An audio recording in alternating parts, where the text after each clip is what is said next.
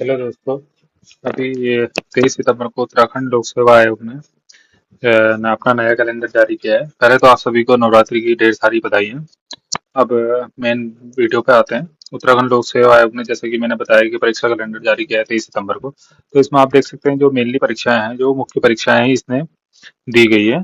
और आपके साथ में इसमें जो ये वीडियो बनाने का मेरा मेन उद्देश्य ये था कि मैं आपको बता सकूं कि जो लोग पीसीएस और अपर पीसीएस के लिए तैयारी कर रहे हैं या करना चाह रहे हैं, तो वो लोग देख सकते हैं कि उनके लिए इस साल एक नई अपॉर्चुनिटी फिर से आई है। आप नंबर 10 और नंबर 12 में देख सकते हैं कि इन्होंने फिर से लोअर पीसीएस और अपर पीसीएस का एग्जाम कराने का सोचा है नेक्स्ट ईयर भी।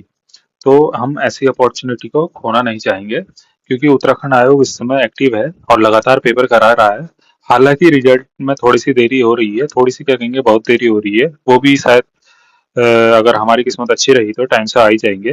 तो आप लोगों को होप तो नहीं छोड़नी है। देखिए, इस साल भी आ गया। जिन लोगों का इस बार लोअर में नहीं हो पाया था, अपर में नहीं हो पाया था, जिनका मतलब अभी तो रिजल्ट नहीं आया अपर का, जिनका हो भी गया तो वो तो अपने इम्प्रूवमेंट के लिए देंगे ही। तो आपको ये अपॉर्चुनिटी नहीं खोनी है। अब मैं इन थोड़ा सा इन परीक्षाओं के बारे में थोड़ी सी डिटेलिंग करना चाहूंगा। जैसे कि लोअर पीसीएस का एग्जाम आपका 17 मई को है। लोअर का एग्जाम आपका 17 मई को इन्होंने शेड्यूल किया है। तो आपको उसी हिसाब से तैयारी करनी पड़ेगी। 17 मई 2026 को आप देखेंगे लोअर का एग्जाम शेड्यूल है। तो आप अगर इसमें देखेंगे तो आपके पास कम से कम 7.5 मंथ हैं। तो और ये 7.5 मंथ को आप ज्यादा मत समझिएगा। अगर आप नए प्लेयर हैं तो आपको अभी से तैयारी में लगना पड़ेगा। अगर आप अभी से नहीं लगते हैं तो मैं आपको बता दूं, बहुत से लोग हैं जो काफी टाइम से इस एग्जाम की तैयारी कर रहे हैं। और 7.5 मंथ में आपको कम से कम 7 से 8 सब्जेक्ट अपने रेडी करने हैं। सबसे पहले आपका आएगा हिस्ट्री, फिर आएगा आपका पॉलिटी, फिर आएगा आपका ज्योग्राफी, फिर आएगा आपका इकोनॉमी, फिर आपका आएगा करंट, फिर आपका आएगा वर्ड उत्तराखंड, और फिर आएगा आपका एफटी। ये कम से कम करने हैं। और अगर मैं इन तीनों का वेटेज बताऊं तो ये आपका 95 से 100 नंबर के बीच में बैठता है।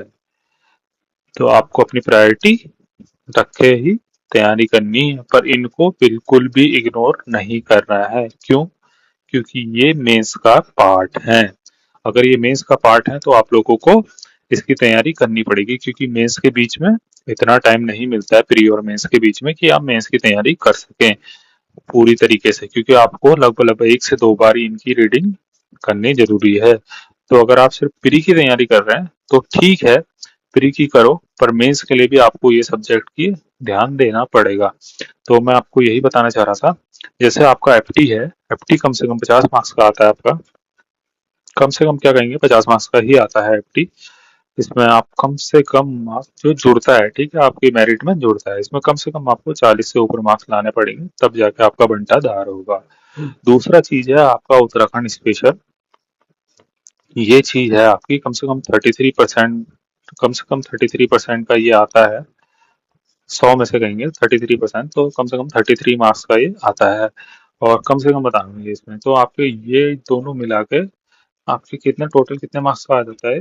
आपका दोनों मिला के अगर आप इन दोनों को जोड़ेंगे तो ये दोनों मिला के आपका 83 मार्क्स का यही हो जाता है। उसमें से फिर अगर आप करंट वरेंट जोड़ेंगे तो 14-15 मार्क्स का करंट भी आ जाता है। तो 90 से 95 से 100 के बीच में यही आ जाता है।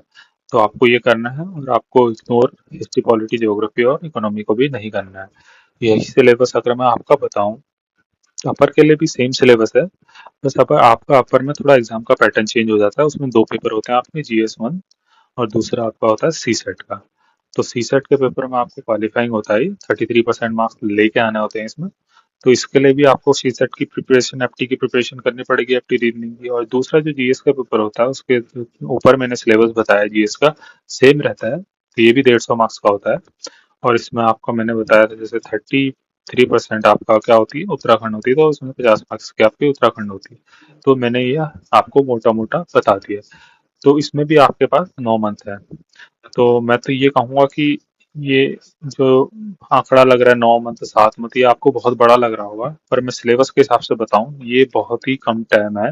अगर आप पहली बार तैयारी कर रहे हैं, आपको अभी से लगना होगा, और बहुत डट के लगना होगा। अगर आप माने हर सब्जेक्ट में कम से कम आपका 20 से 30 दिन जाएंगे, कम से कम 1 महीना तो आपका जाएगा ही हर सब्जेक्ट में आपका। तो उस हिसाब से आपके ये 7 महीने तो ऐसे ही निकल जाने हैं। फिर उसके बाद आपको इसका रिवीजन भी करना है, टी की तैयारी करनी है, करंट की तैयारी करनी है, आप मॉक टेस्ट देंगे, क्योंकि मॉक टेस्ट देना भी बहुत जरूरी है इसमें। मतलब ऐसा नहीं कहूंगा कि इतना ज्यादा जरूरी है, आप पीवाईक्यू लगा लीजिए वही काफी है, पर आपको लगाने जरूर है। तो आपको ये मंथ बहुत ज्यादा लग रहा है, तो मैं तो ये कहूंगा अभी से आप तैयारी में लग जाइए, अगर आप देना चाहते हैं अच्छी तरह और सिलेक्शन पाना चाहते हैं तो ये मैंने आपको मोटा मोटा हिसाब दे दिया।